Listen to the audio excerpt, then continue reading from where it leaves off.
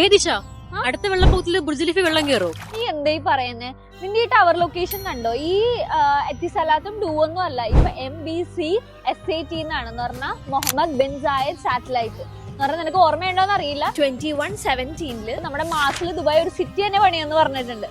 അപ്പോൾ ആ ഒരു സാറ്റലൈറ്റ് അവിടെ ഉണ്ട് എന്ന് പറഞ്ഞാൽ ഇവിടുത്തെ urban പ്ലാൻസും അല്ലെങ്കിൽ റോഡും ആവട്ടെ, ഡിസാസ്റ്റർ മാനേജ്മെന്റ്, വെതർ കണ്ടീഷൻസ് എല്ലാം ചെക്ക് ചെയ്യാൻ വേണ്ടി നമുക്ക് ഒരു സാറ്റലൈറ്റ് ആണ് അവിടെ. നമുക്കറിയാം കഴിഞ്ഞ പ്രാവശ്യം ഒരു മഴ വന്നത് ഇപ്പോഴും നമുക്ക് അത് മറക്കാനാവാത്ത ഒരു സംഭവമാണ് എന്ന് പറഞ്ഞാൽ ദുബായിനെ എല്ലാവരും തള്ളി പറഞ്ഞു. പക്ഷെ ദുബായ് കൊണ്ടുവന്ന എന്താന്ന് പറഞ്ഞിട്ടുണ്ടെങ്കിൽ നമ്മുടെ ഇവിടെ എമിറാത്തി വളരെ കുറച്ച് പേരാണ് താമസിക്കുന്നത്. ഒരു 82% പുറത്തുനിന്നുള്ള കൺട്രീസിലെ സിറ്റിസൺസ് ആണ്.